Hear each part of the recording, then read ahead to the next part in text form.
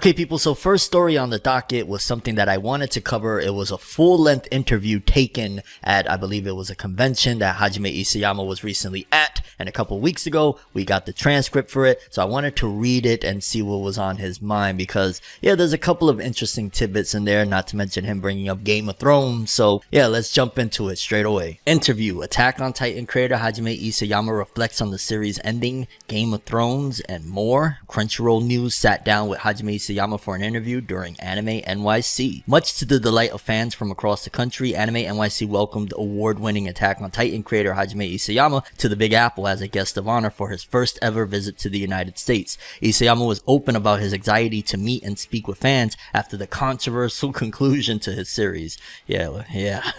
However, the creator was welcomed onto the stage of his Kodansha panel with uproarious applause and later a standing ovation from his special event hall at a max capacity. When asked about his process in forming the story of Attack on Titan, Isayama replied, "I still have doubts within myself. Did I land it? I am not even so sure. I still struggle on this point and I'm very sorry about that." The reaction from the audience was the contrary. Thousands of fans roared with cheers and words of encouragement.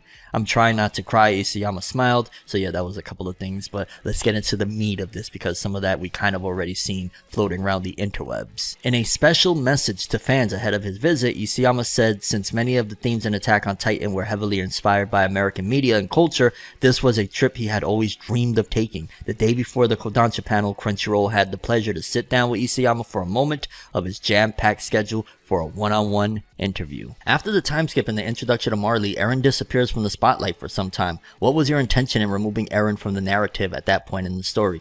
It's actually something I've always wanted to do as a storyteller. First, we have no information about the characters that we familiarize ourselves with and switch the perspective to the enemy side, or who we thought was an enemy, and start to explore the perspective as well. And then just around the time we start to familiarize ourselves and sympathize with their point of view, we introduce the main character as their enemies. How would I feel about it and how the audience would be feeling about it was kind of beyond my control, but it was always something that I wanted to do and intended to do, and I like that. That's very much so subversive compared to the norm of what manga and anime and storytelling do. What do you imagine Eren would have done if he never joined the Survey Corps? If he never would have succeeded with the Tamper ODM gear all those years ago? What kind of actions would he take? I think Eren would have had a rotten life. He would have had an unfulfilling life, to be honest, and being inside of Paradise, he probably would have continued to be oppressed and possibly just extinct without anything he could do about it. Or he might have lived without knowing that his end was coming soon. He might have just continued to live the 13 years time limit. The Attack on Titan world is so vast, but what language do you imagine the characters communicating in? I always find this question to be weird. Like, I remember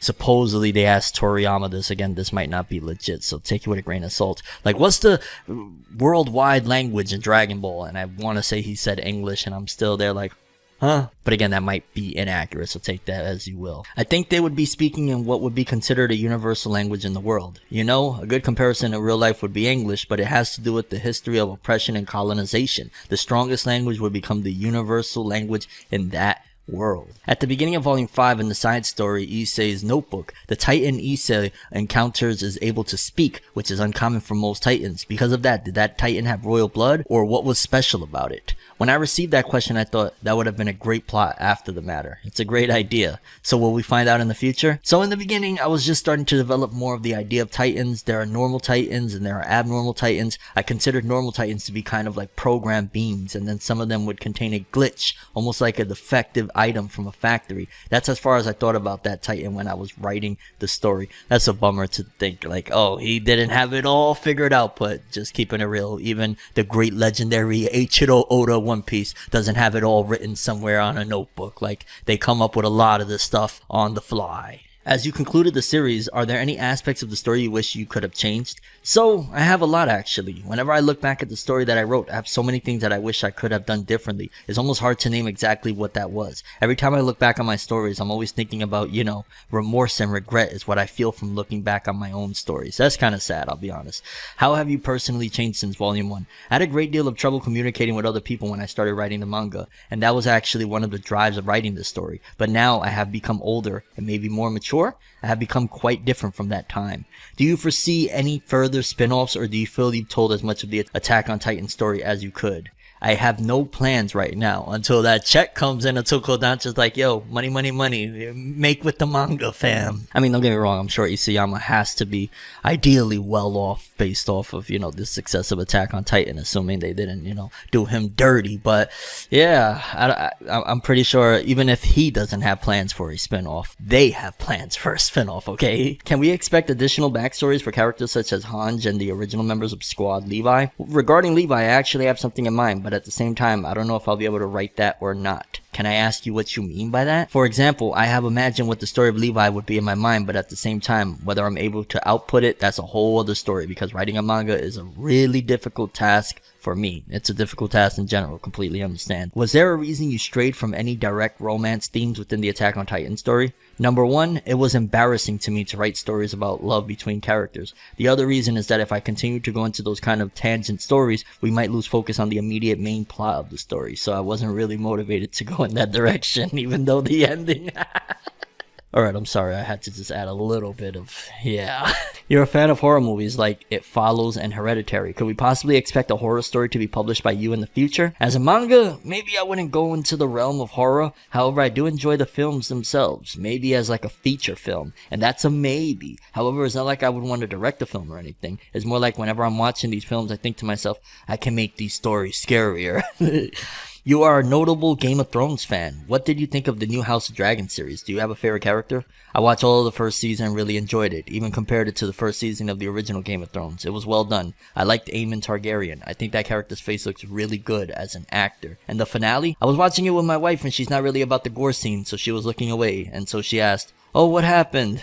"Oh, you didn't watch it? Here, let me rewind it for you." She got really mad at me. Then finally, to what extent did you draw from historical events when writing Attack on Titan, and how did it influence you as a creator? I think where there's hits of truth, it makes a story very believable. So when I came up with the design of the worldview, for example, the worldview map, I kind of flipped it from real life world map to something similar but different. People would be able to understand the context without explaining everything. For example, the Eldian and Marlians. They're really kind of similar to what the Germanic people and Romans went through 2,000 years ago. That's kind of the unsaid rules that I keep in my stories. And honestly, when you watch especially the later half of Attack on Titan, you could kind of feel that it in general can be applied to a bunch of different type of scenarios. Like for me personally, I felt for the longest time, and what made me ride with Attack on Titan in the finale so hard was everyone was running around like Malcolm X, and I was rocking with that. But again, a lot of very interesting stuff from this interview. Let me know what you guys think. I have a dream, alone in my room as I sit with the tea. Couldn't possibly think what I often see, and you don't even know how I often blink.